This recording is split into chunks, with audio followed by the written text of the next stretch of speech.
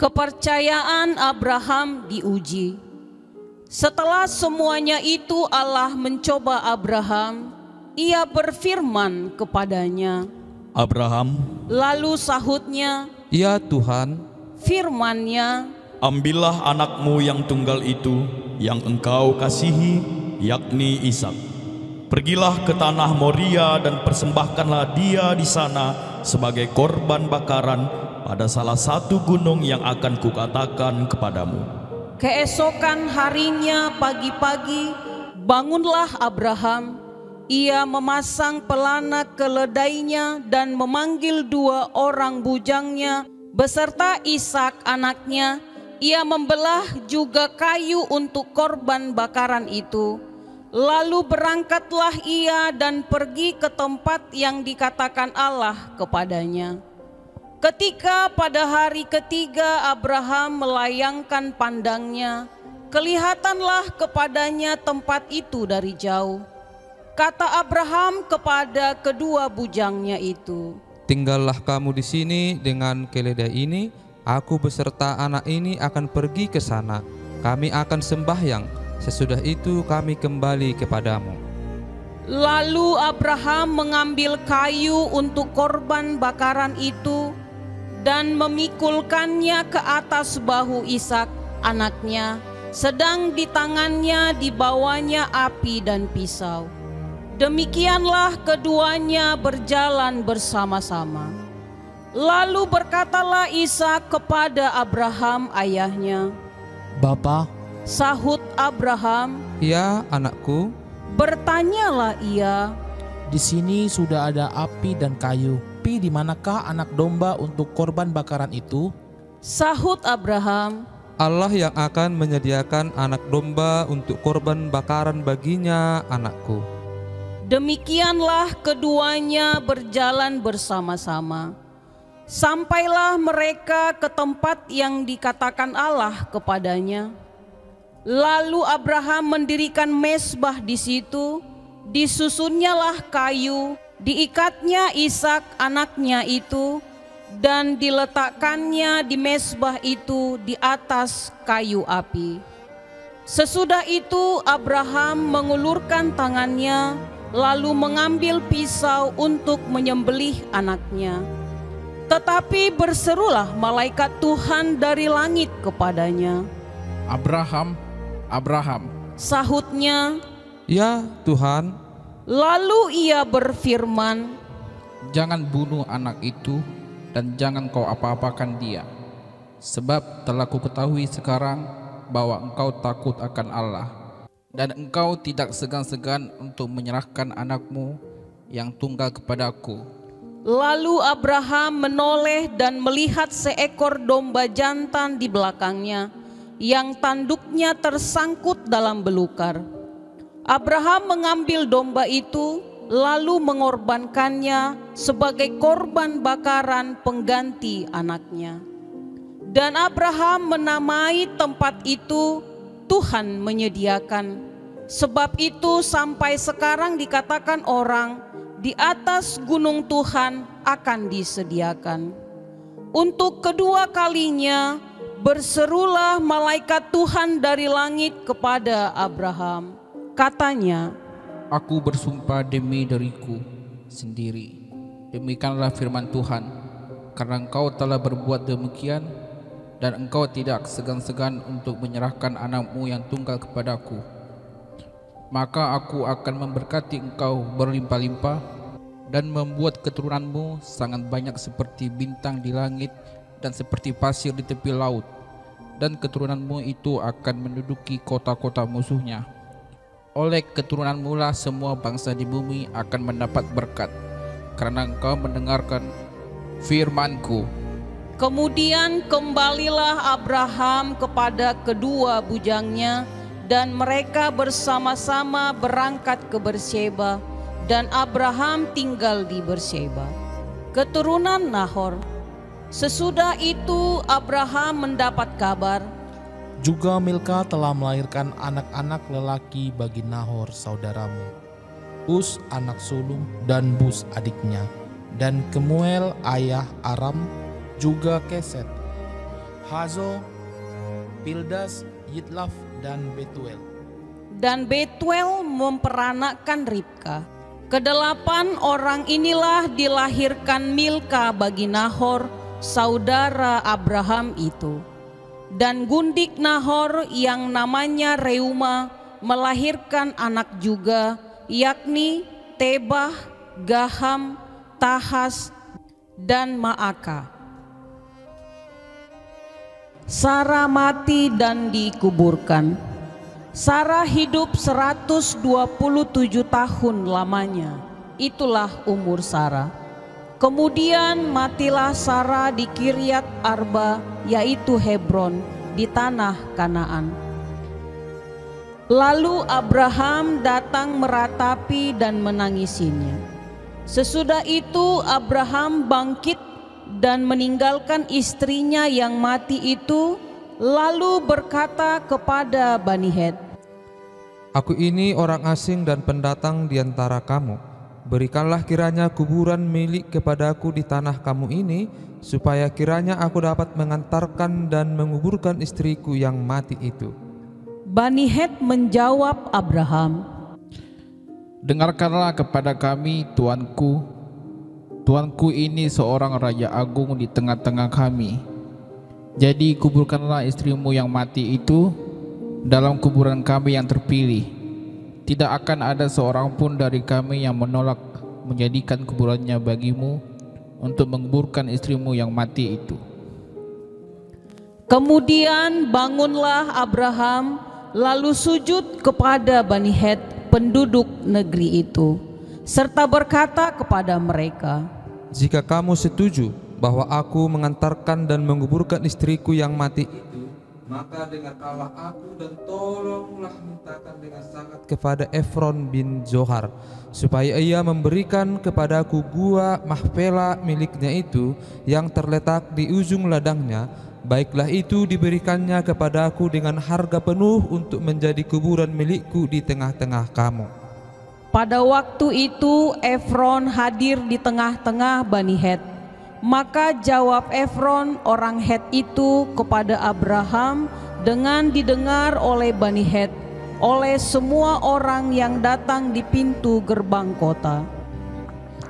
Tidak, Tuanku, dengarkanlah aku. Ladang itu kuberikan kepadamu, dan gua yang di sana pun kuberikan kepadamu. Di depan mata orang-orang sebangsaku, kuberikan itu kepadamu. Kuburkanlah istrimu yang mati itu.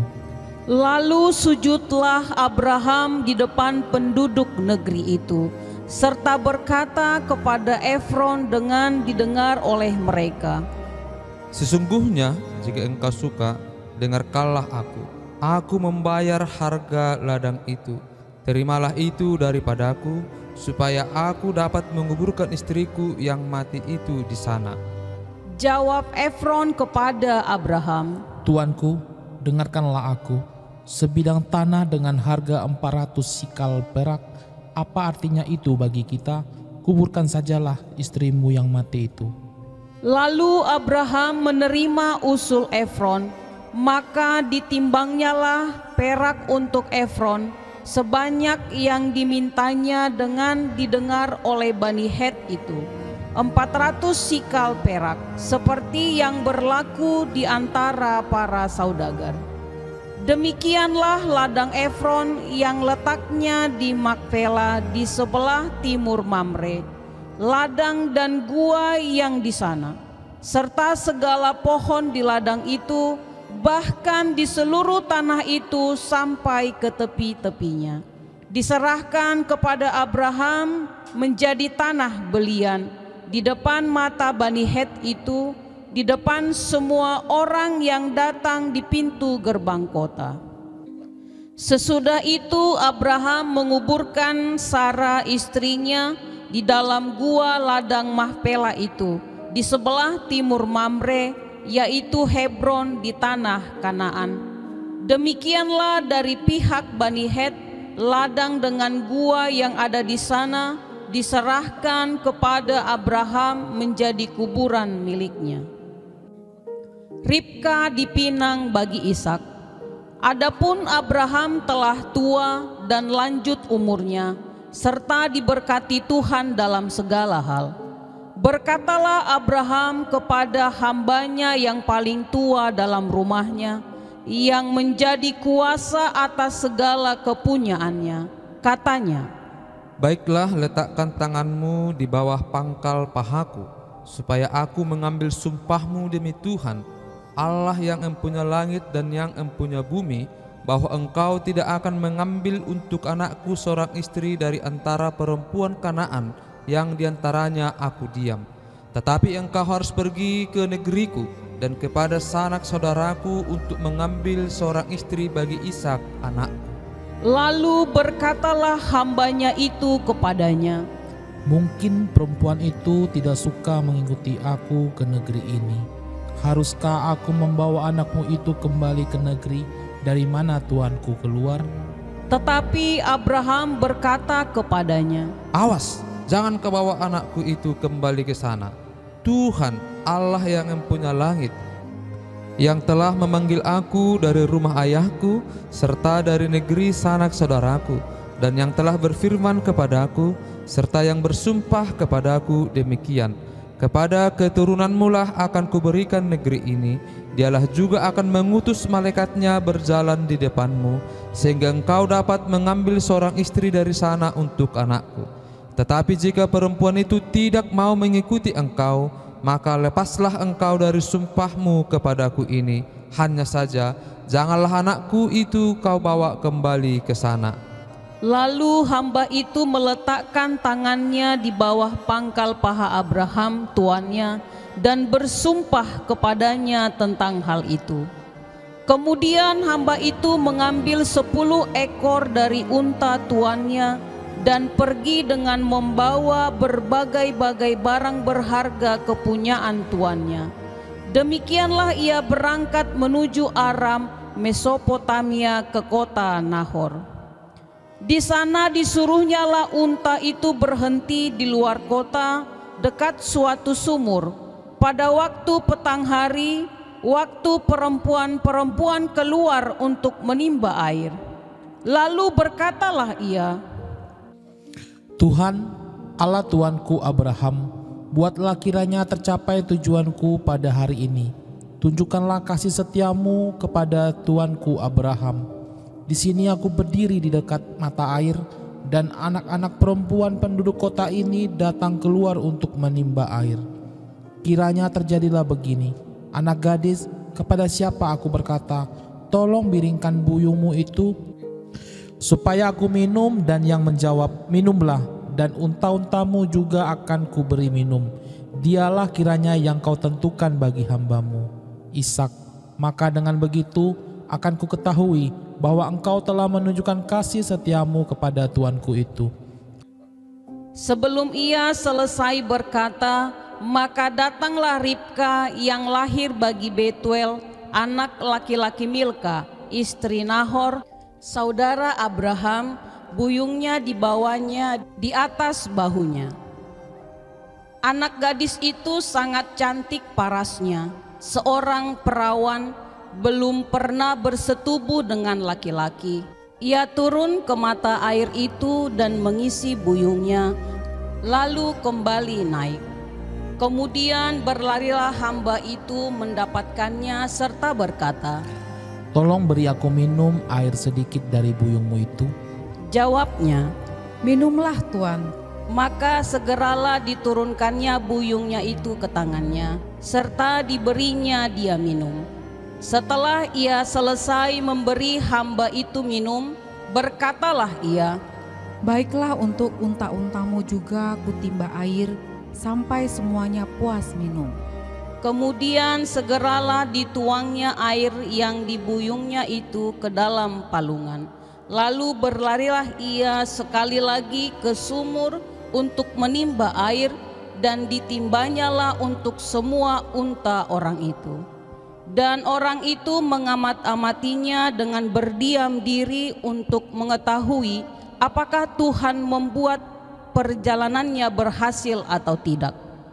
Setelah unta-unta itu puas minum, Maka orang itu mengambil anting-anting emas yang setengah sikal beratnya, dan sepasang gelang tangan yang 10 sikal emas beratnya, serta berkata,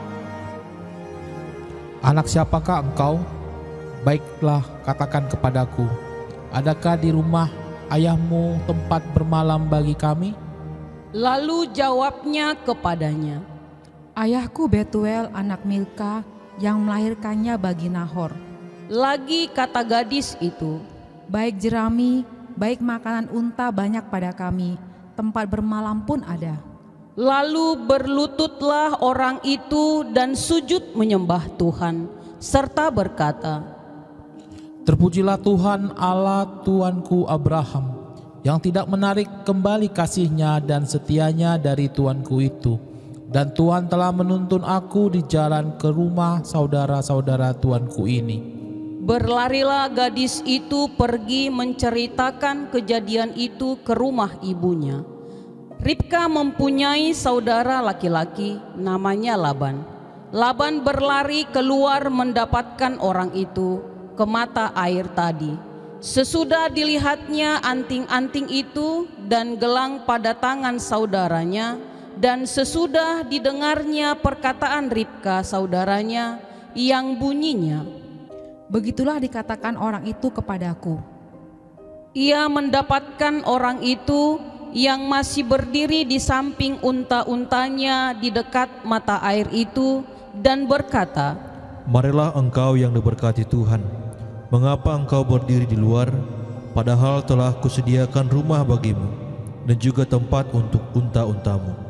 Masuklah orang itu ke dalam rumah, ditanggalkanlah pelana unta-unta, diberikan jerami dan makanan kepada unta-unta itu, lalu dibawa air pembasuh kaki untuk orang itu dan orang-orang yang bersama-sama dengan dia.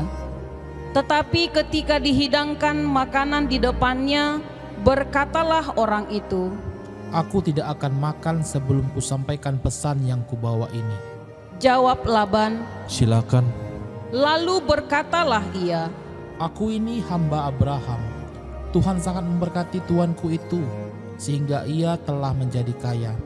Tuhan telah memberikan kepadanya kambing, domba, dan lembu sapi, emas dan perak, budak laki-laki dan perempuan, unta dan keledai.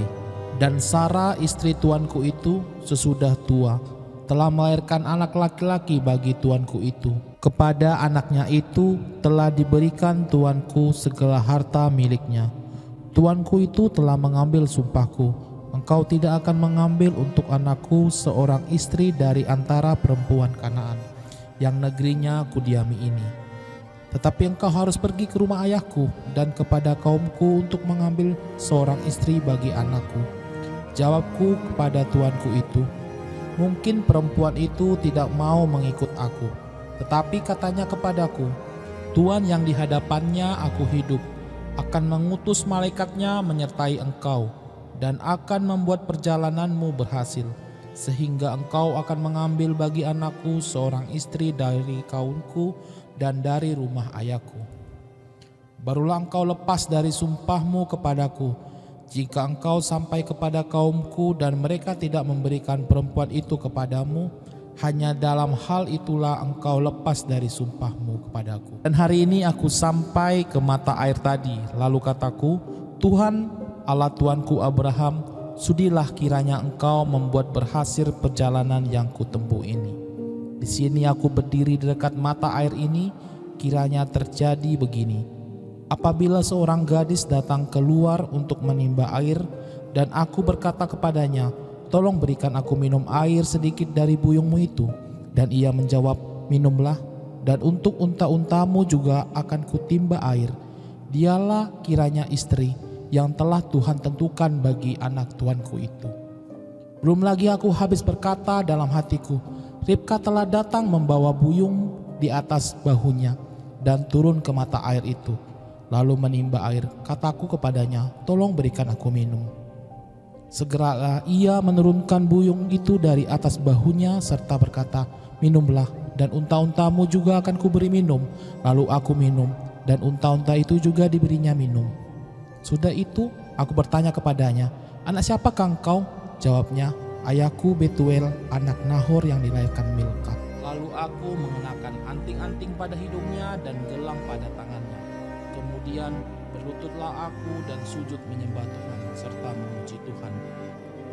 Allah Tuanku Abraham yang telah menuntun aku di jalan yang benar untuk mengambil anak perempuan saudara tuanku ini bagi anaknya.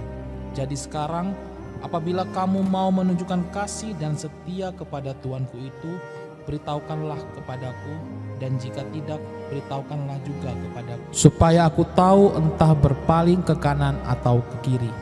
Lalu Laban dan Betuel menjawab, Semuanya ini datangnya dari Tuhan. Kami tidak dapat mengatakan kepadamu baiknya atau buruknya. Lihat, Ribka ada di depanmu.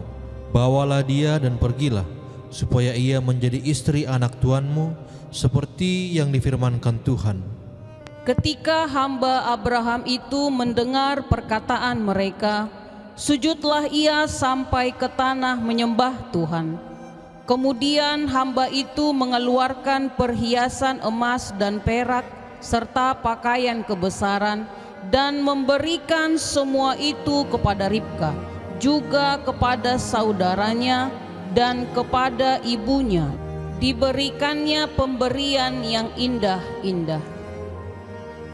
Sesudah itu makan dan minumlah mereka, ia dan orang-orang yang bersama-sama dengan dia, dan mereka bermalam di situ. Paginya sesudah mereka bangun, berkatalah hamba itu, "Lepaslah aku pulang kepada tuanku." Tetapi saudara Ribka berkata serta ibunya juga, Biarkanlah anak gadis itu tinggal pada kami barang 10 hari lagi, kemudian bolehlah engkau pergi. Tetapi jawabnya kepada mereka, "Janganlah tahan aku, sedang Tuhan telah membuat perjalananku berhasil. Lepaslah aku supaya aku pulang kepada tuanku." Kata mereka, Baiklah, kita panggil anak gadis itu dan menanyakan kepadanya sendiri. lalu mereka memanggil Ribka dan berkata kepadanya, Maukah engkau pergi beserta orang ini? jawabnya, Mau. maka Ribka saudara mereka itu dan inang pengasuhnya beserta hamba Abraham dan orang-orangnya dibiarkan mereka pergi. Dan mereka memberkati Ribka, kata mereka kepadanya, Saudara kami, moga-moga engkau menjadi beribu-ribu laksa, dan moga-moga keturunanmu menduduki kota-kota musuhnya. Lalu berkemaslah Ribka beserta hamba-hambanya perempuan, dan mereka naik unta mengikuti orang itu. Demikianlah hamba itu membawa Ribka lalu berjalan pulang. Adapun Ishak telah datang dari arah sumur Lahai Roi, ia tinggal di tanah Negeb. Menjelang senja, Ishak sedang keluar untuk berjalan-jalan di padang. Ia melayangkan pandangnya, maka dilihatnyalah ada unta-unta datang. Ribka juga melayangkan pandangnya, dan ketika dilihatnya Ishak, turunlah ia dari untanya. Katanya kepada hamba itu, Siapakah laki-laki itu yang berjalan di padang ke arah kita? jawab hamba itu, "Dialah tuanku itu." lalu Ribka mengambil telekungnya dan bertelekunglah ia. Kemudian hamba itu menceritakan kepada Ishak segala yang dilakukannya. Lalu Ishak membawa Ribka ke dalam kemah Sarah ibunya dan mengambil dia menjadi istrinya. Ishak mencintainya, dan demikian ia dihiburkan setelah ibunya meninggal.